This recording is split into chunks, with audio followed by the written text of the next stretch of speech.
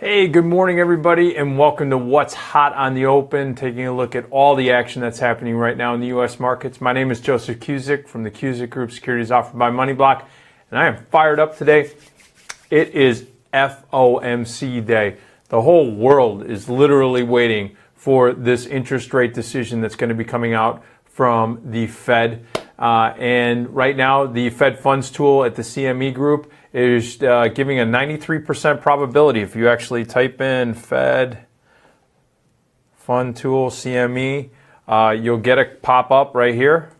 And bottom line is that right now they're showing a 93% probability that interest rates are going to be between 0.75% and 1% after this meeting. Actually, it's now up to 95.2% probability of being between 75 basis points and 100 basis points, or 0.75% to 1%. All right. As a matter of fact, if you also see the May is up to 87.5%, so of a rate between 75 and 100 basis points. So bottom line is that the Fed funds are pricing in a move in interest rates. We're going to see how that plays out today. Taking a look at the volatility index, the VIX, the fear index, right now trading at 12. And like I said, that's that line in the proverbial sand. That 12 mark right now has been a level that has been very difficult for the volatility markets to basically stay above. It's down 30 cents today at $12. It's holding right at its 20-day moving average, which comes in at 11.77. So that's going to be the blood point for volatility. A break there means midterm support has broken. It'll challenge its 20-day moving average. That's 11.93 on the 50-day moving average. That's that blood point right there, folks. And volatility is off on the open. Taking a look at the Dow Jones, up 45 points at 20,883, 882. You can see the market's changing, but it's very consolidated, and that's post what we saw as far as retail sales and CPI data. As far as retail sales went, basically in line, maybe a little bit disappointing, came in up about 0.1%. That is comparative to the increase in January of 0.4% in retail sales. That was actually revised up, and that was kind of the positive of this current retail sales announcement, which was it was revised up from 0.4%, or 0.8%, 0.4% to 0.6%, and X autos from 0.8% to 1.2%.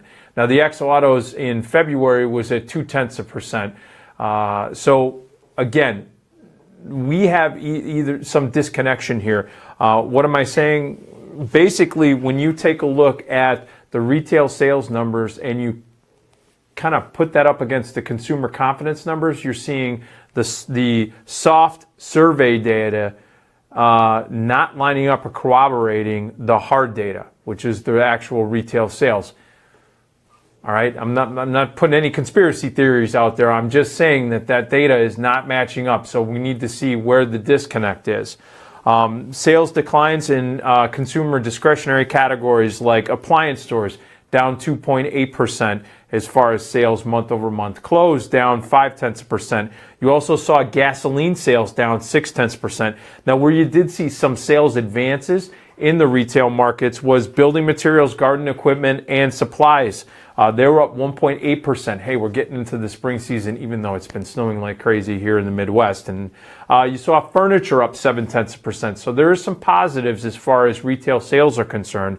Also, again, if you take a look at the data, it's showing at least it's in the green. And the markets are reacting accordingly. They're not down, but they're not up enormously. The S&P 500 is up 5 points at 2370.80. And again, you see it's above its 20 and its 50-day moving average. And it's going to stay consolidated until we have that Fed rate decision at 1 p.m. Eastern time. We're seeing the tech-heavy NASDAQ. That's actually down.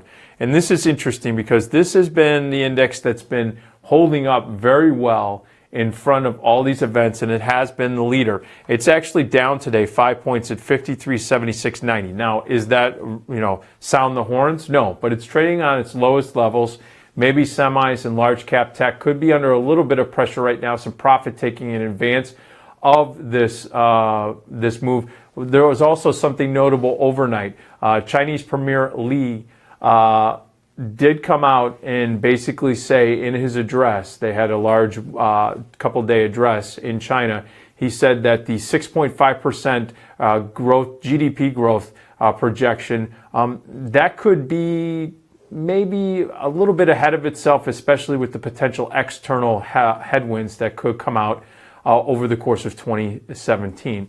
That could have maybe some rationale of a little bit of a pullback here in tech in advance, of course, of the Fed announcement. But what is moving to the upside are those small caps, domestically centric stocks in the Russell 2000.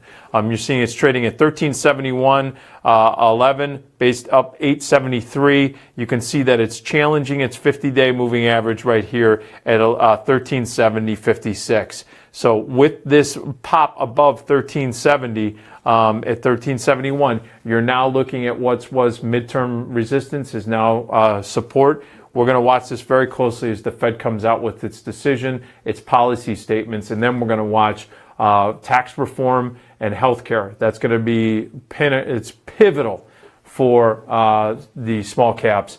And again, as I had noted yesterday afternoon in the previous shows, I did have a previous position in the Russell. I did remove that yesterday afternoon, so I no longer have a Russell position for me or my clients. Taking a look at the dollar index real quick, the dollar index trading down 10 cents, basically flat. And taking a look at the crude markets. Crude markets have bounced about 1.5% up, trading at right now $48.45, up 75 cents. Nice little bounce off of that pivot of $47 that I was discussing last night. And yesterday, 47.73 is where the market closed. That's that pivot that basically the market was going to have to either bounce off of that and resume an upside, and it looks like it has. Reason being, API data came out last night. There was actually a draw of 531,000 barrels. That's comparative to the API data that came out last week. There was a build of 11.3 billion. Watch the EIA report. That's going to be out in about 20 minutes. That's going to be a pivotal report for oil. We're going to see if that actually reports a draw or a build in the stockpiles. There was a bigger draw in gasoline than what was expected last week. We're also going to watch that this week.